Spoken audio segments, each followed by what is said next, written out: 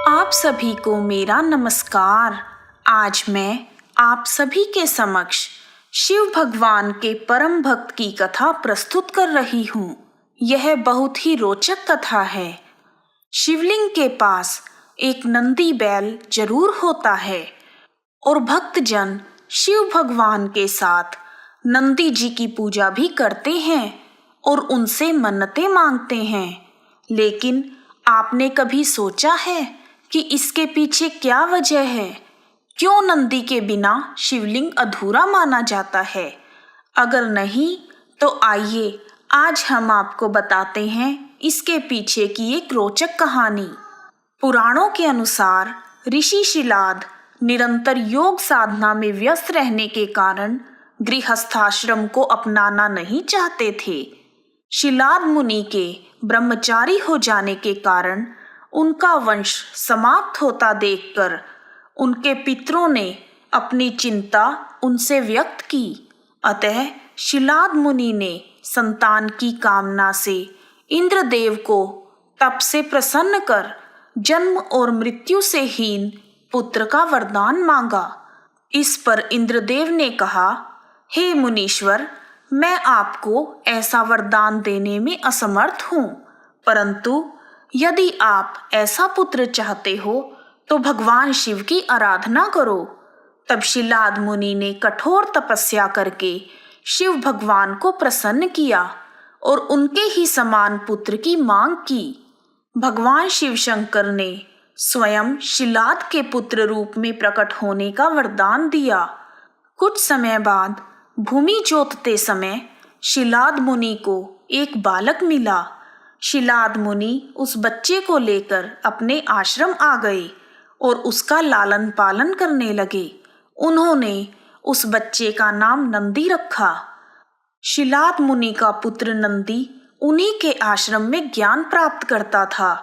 एक समय की बात है कि शिलाद मुनि के आश्रम में मित्र और वरुण नाम के दो संत आए, जिनकी सेवा का जिम्मा शिलाद मुनि ने अपने पुत्र नंदी को सौंपा। नंदी ने पूरी श्रद्धा से दोनों संतों की सेवा की।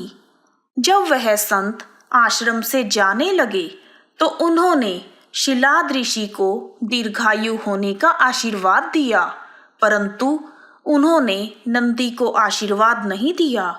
इस बात से शिलाद मुनि परेशान हो गए। उन्होंने अपनी परेशानी संतों के आगे जताई और संतों से इस बात का कारण पूछा। तब वह दोनों संत पहले तो सोच में पड़ गए, परंतु थोड़ी देर बाद उन्होंने कहा कि नंदी अल्पायु है और उन्होंने यह भी कहा कि उनका पुत्र नंदी 8 साल की उम्र में मृत्यु को प्राप्त हो जाएगा। उस समय नंदी 7 साल का था। यह सुनकर शिलाद मुनि के पैरों तले जमीन खिसक गई। वह बहुत परेशान हो गए। एक दिन पिता की चिंता को देखते हुए नंदी ने उनसे पूछा, क्या बात है पिताजी, आप इतने परेशान क्यों रहते हैं? शिलाद ऋषि ने कहा, संत कहकर गए हैं कि तुम अल्पायु हो, इसलिए मेरा मन बहुत चिंतित है। उस छोटे से बालक नंदी ने जब अपने पिता की परेशानी का कारण सुना तो वह जोर जोर से हंसने लगा और बोला, भगवान शिव ने मुझे आपको दिया है, ऐसे में मेरी रक्षा करना भगवान शिव की जिम्मेदारी है, आप परेशान ना हो। नंदी अपने पिता को शांत करके भुवन नदी के किनारे शिवजी की तपस्या करने लगा। दिन रात तप करने के बाद नंदी को भगवान शिव ने दर्शन दिए। शिवजी ने कहा, हे वत्स, तुम्हारी क्या इच्छा है? भगवान शिव के दर्शन पाकर नंदी यह भी भूल गया कि वह लंबी उम्र के लिए शिवजी की आराधना कर रहा था।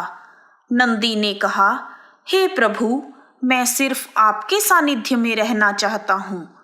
नंदी से खुश होकर शिव भगवान ने उसे गले लगा लिया। शिवजी ने नंदी को बैल का चेहरा दिया और उन्हें अपना वाहन, अपना मित्र और अपने गणों में सबसे उत्तम रूप में स्वीकार किया।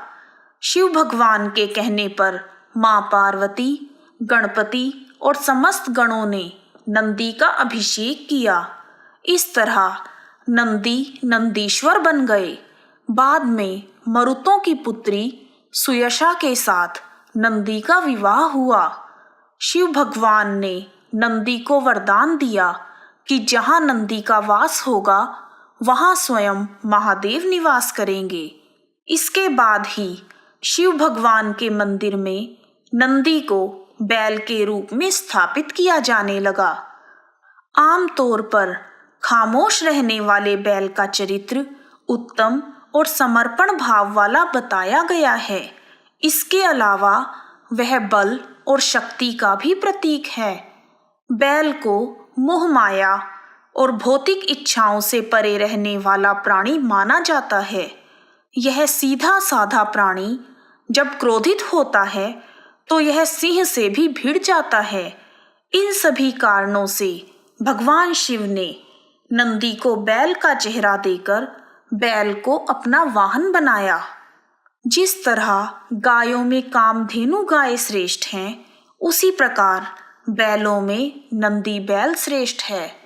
और बताया जाता है कि असुरों और देवताओं के बीच समुद्र मंथन के दौरान जब हलाहल विष निकला तो संसार को बचाने के लिए इस विष को स्वयं भगवान शिव ने पी लिया था। लेकिन जब भगवान शिव विष को पी रहे थे तो उसकी कुछ बूंदें जमीन पर गिर गई, जिसे नंदी ने स्वामी भक्ति में पिया था। इसके बाद से ही भगवान शिव ने उन्हें अपने सबसे बड़े भक्त का दर्जा दिया। नंदी के कान में की गई प्रार्थना नंदी की अपने स्वामी से प्रार्थना बन जाती है और वह भगवान शिव को इसे पूरा करने के लिए कहते हैं। नंदी की प्रार्थना भगवान शिव कभी भी अनसुनी नहीं करते, इसलिए वह जल्दी ही पूरी हो जाती है। ओम नमः शिवाय। जय नंदीश्वर की। आज के वीडियो में इतना ही। यदि आपको वीडियो पसंद आया है तो कमेंट बॉक्स में ओम नमः शिवाय जय नंदीश्वर की लिखना ना भूलें। आप सभी का हार्दिक धन्यवाद। ओम त्र्यंबकं यजामहे सुगंधिं पुष्टिवर्धनम् उर्वारुकमिव बन्धनात् मृत्योर्मुक्षीयमामृतात्। ओम नमः शिवाय।